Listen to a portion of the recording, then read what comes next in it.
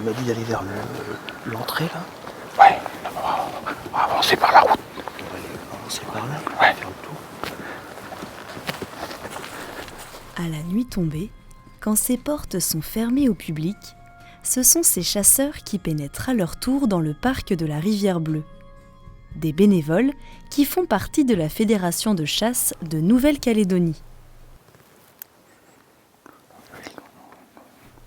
En chuchotant et à pas de loup, André et Maxime sont à l'affût.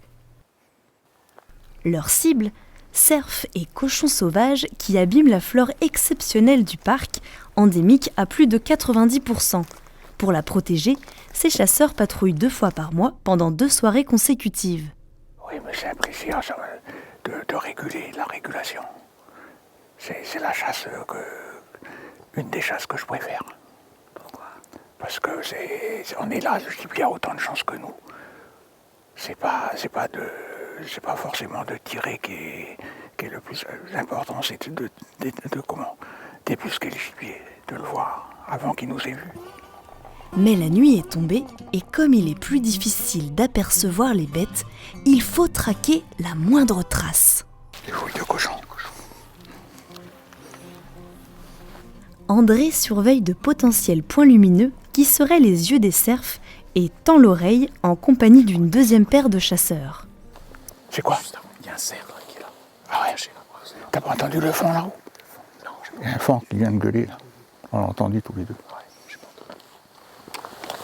On va essayer de voir si on peut pas l'intercepter là. Je vais passer là, il va éclairer.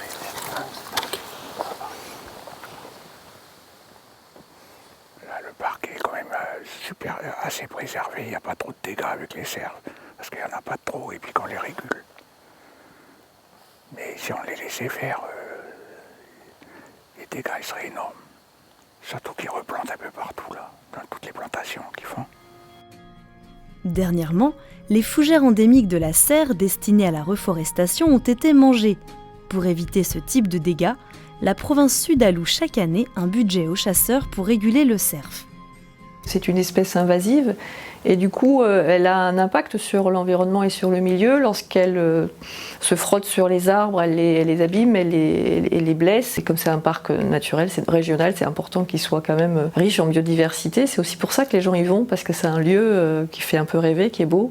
Donc il faut qu'on s'assure que le milieu naturel qui est riche, il reste. Afin de préserver cette biodiversité en province sud et prévenir le fléau des cerfs, les chasseurs interviennent également au domaine de Deva ou au parc des Grandes Fougères.